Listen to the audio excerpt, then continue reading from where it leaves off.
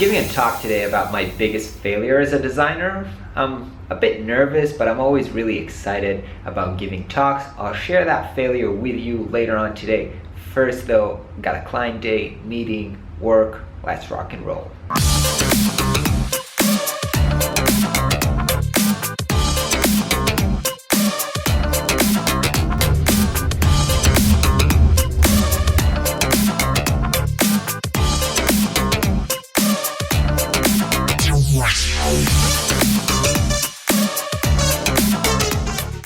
Check this out. Josh from UK, from UD Printing, sent me a bunch of wall decals with the Flux logo. So cool. Thank you, Josh. It looks awesome.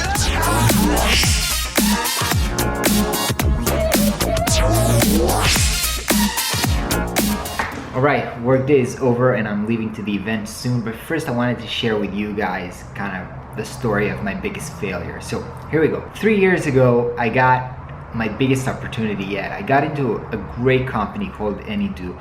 It's a startup and it was one of the most successful Israeli companies back in the time.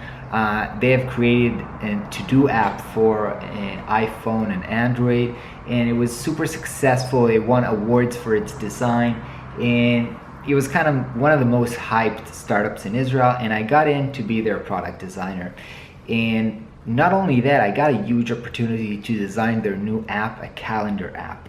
And I was so happy, kind of like the CEO was really promoting design, and I had a great mentor there. As I always start a project, I start with asking a question. What are we doing here? Why are we doing this project? What problem are we trying to solve? And the answers that I got were really not very clear at the time. There was something like, all the other calendar apps are kind of crappy, so we want to do something better. And I asked, but how better? What do we want to make it? We want to make it faster, we want to make it more fun. And they kind of didn't really know what to tell me. And so they say, just make it better, better design, better user experience. The second question that I've asked was, who are we doing this for? Who is our target audience? And the answer that I've got is one of the worst answers that designers can get. It was, we're doing this for everybody. We're gonna have millions of users, and this is supposed to be a product for everybody. And I was saying, but different people have different problems. Business people with lots of meetings need a different calendar than, I don't know, moms or students, and we have to define who are we doing this for. And they were like, no, we're gonna be huge like Facebook, so it has to be good for everybody. And here's the biggest mistake I did. I knew deep inside that with those answers that I've received, I cannot design a great product. But I was like, okay, that's what they're asking me to do. And because I was kind of young, I was kind of new, I just wanted to make them happy and look good. I said okay, and I went to design it without really knowing what I'm trying to achieve. And I've been working on it at the company for 6 months, spending huge resources on it.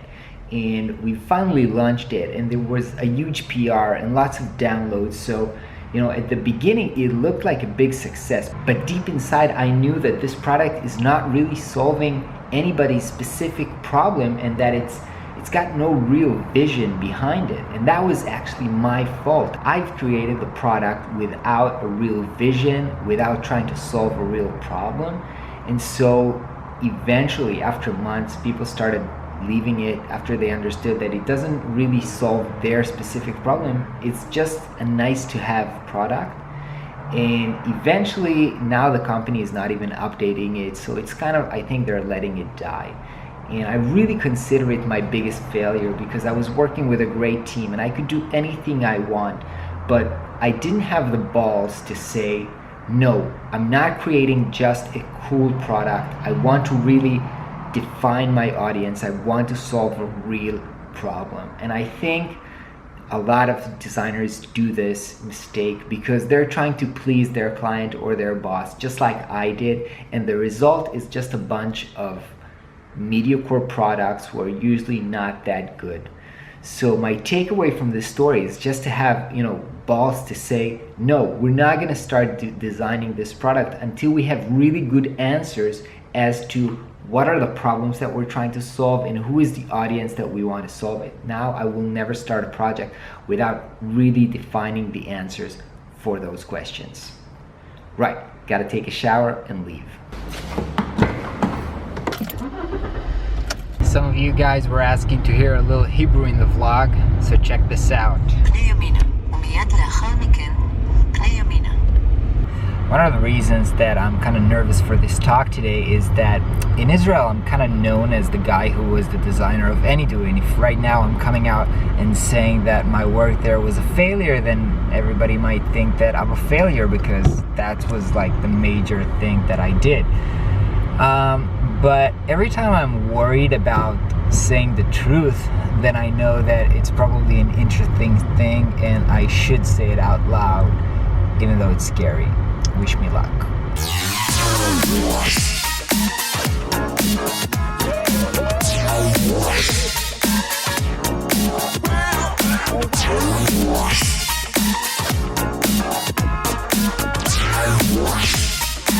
Rock this party, y'all. Word up.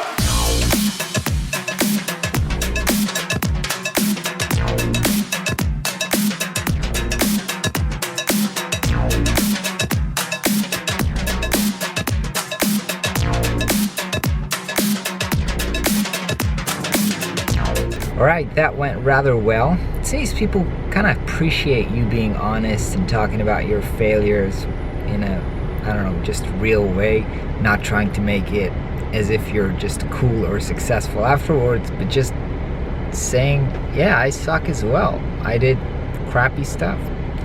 Anyway, hope you guys have a great weekend. I'll catch you next week.